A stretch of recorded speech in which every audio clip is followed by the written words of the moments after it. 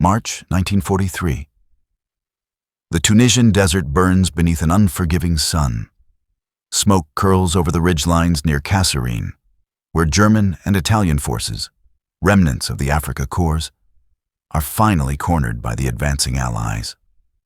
In the chaos, Leutnant Karl Hoffmann, a 24-year-old tank officer from Hamburg, wipes the grit from his eyes as his Panzer III smolders behind him.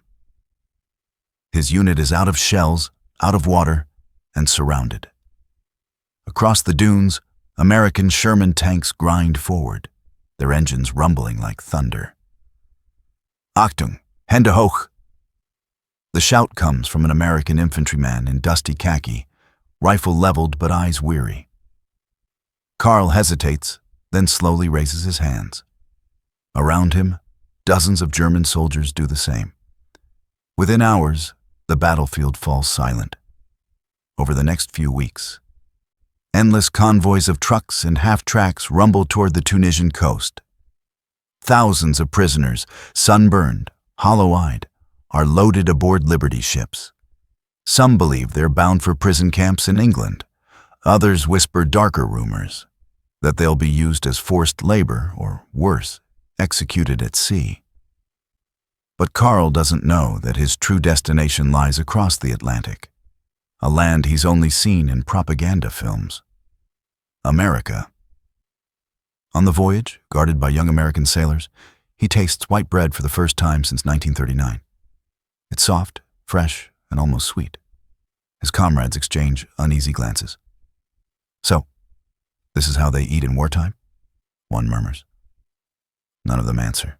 The question lingers like smoke. When the Liberty ship docks in New York Harbor, they stare at the skyline, towering steel and glass that dwarfs anything in Berlin.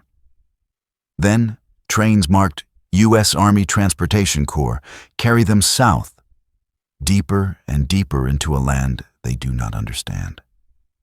3 days later, the desert gives way to open plains, green fields, and wind-swept oaks.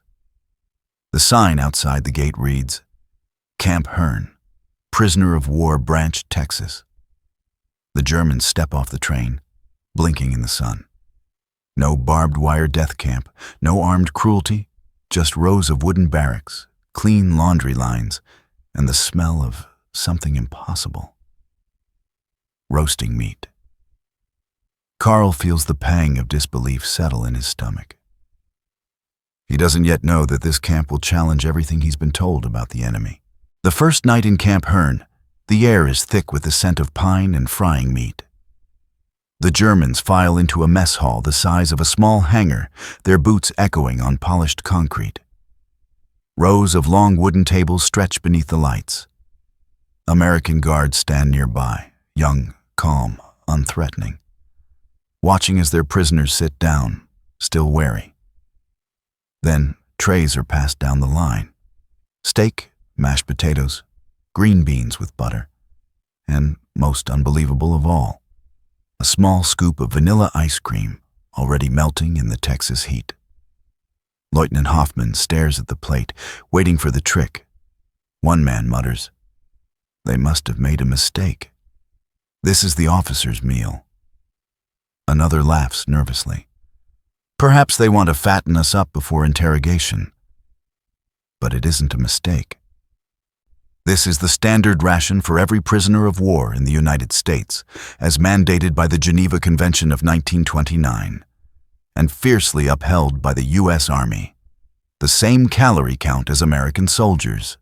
The same meals, same coffee, same bread.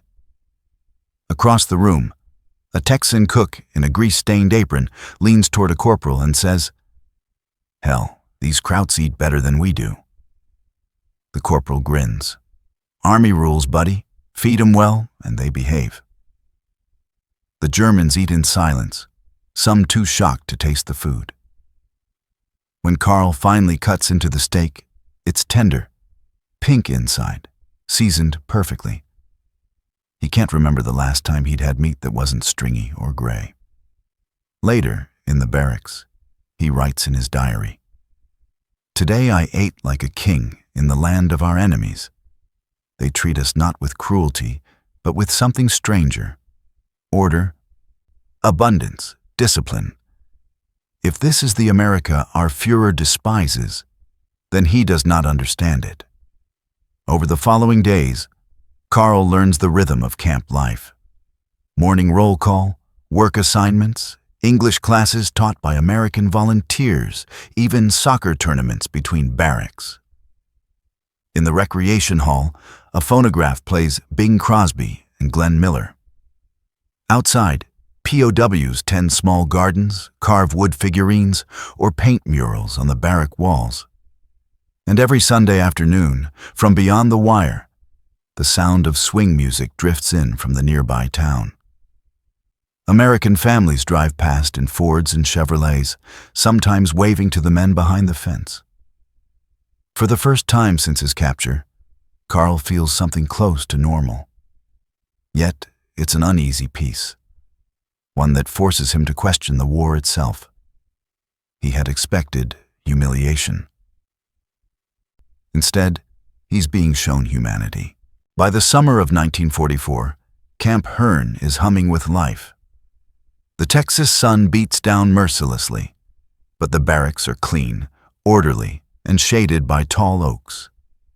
Prisoners move freely within the perimeter, tending vegetable plots or reading books in the open air.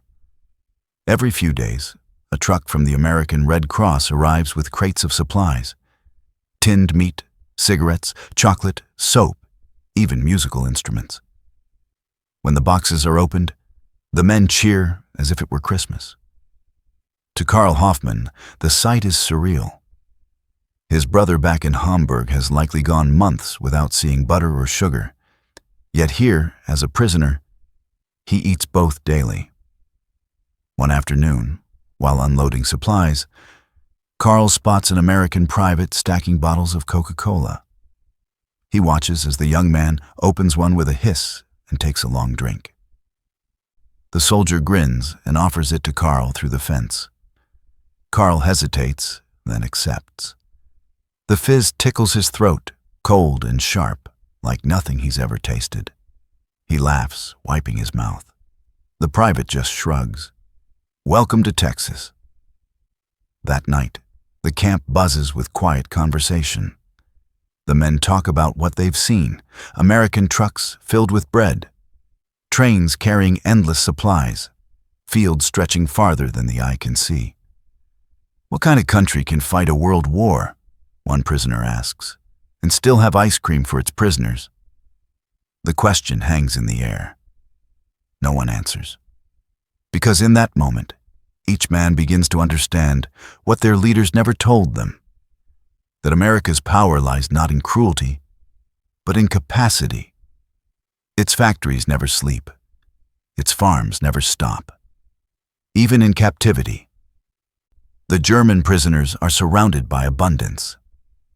They repair farm equipment for local Texans, earning small wages they can spend at the camp canteen, on razor blades, stationery, even postcards home. Karl writes again to his mother in Hamburg. I am well. I work on a farm, and the people are kind. They give us more food than we can eat. Sometimes I think I live better here as a prisoner than our civilians do at home. By autumn, the POWs have built a small theater, performing plays in German for both prisoners and American guards. The local newspaper in Hearne even publishes a story about the cultured Germans who put on Faust behind the wire. Some Texans grumble, why treat the enemy so well?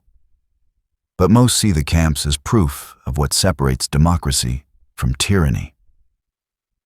If we become what we fight, one officer tells a reporter, then we've already lost. Karl keeps a photo of that officer for years after the war. Because in his mind, that single sentence rewrote everything he thought he knew about enemies and honor. Winter, 1944. The war in Europe is reaching its deadliest phase. The Battle of the Bulge rages in the Ardennes, and news trickles into Camp Hearne through smuggled radios and censored newspapers. Each evening, German prisoners huddle in corners, whispering over scraps of information. Rumors that the offensive has failed, that Allied bombers now fly unchallenged over the Ruhr, that Berlin burns. For men who once believed in the invincibility of the Reich, the silence that follows is unbearable. Leutnant Karl Hoffmann lies awake in his bunk, staring at the ceiling fan turning lazily above him.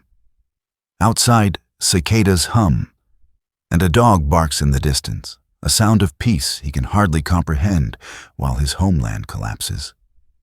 He thinks of his mother in Hamburg, of his father's tailor shop reduced to rubble by firebombs, and of his younger brother drafted into the Volkssturm. Then he thinks of the ice cream he ate on his first day here, that small, cold spoonful of comfort in an enemy land, and something inside him shifts. The next morning, he volunteers for farm labor outside the camp. He's assigned to the McPherson cotton farm, 20 miles east of Hearne. The McPhersons are a quiet, Methodist family. Their eldest son is fighting somewhere in France. When Karl arrives, Mrs. McPherson offers him a glass of cold water. He thanks her, "Danke, gnädige Frau," and she smiles, not understanding the words, but recognizing the gratitude. As days turn into weeks, a strange friendship forms. The POWs pick cotton, mend fences, and repair tractors, earning a few cents a day. At lunch, they sit beneath pecan trees, eating sandwiches and listening to the radio that plays country music and war updates. One afternoon, as Karl works beside Mr. McPherson, the farmer says quietly, "My boy's over there fighting your people, maybe even your brother. But if I was in your boots, I'd want to be treated right too." Karl nods. He doesn't know how to answer in English, but he understands. By spring, he and the other prisoners have become familiar faces in the town of Hearne. Some help rebuild barns after storms. Others craft furniture that locals still use decades later.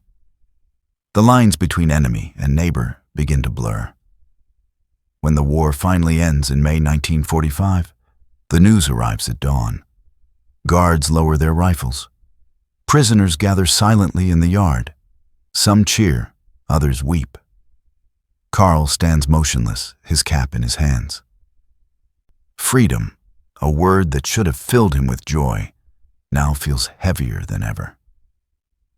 Because he's seen what true freedom looks like, and it's not the one he was promised by the Reich.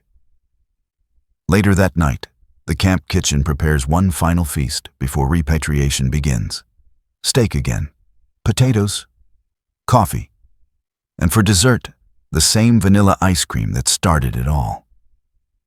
As Karl eats, he realizes that this place, this prison, has shown him more humanity than the empire he once fought for.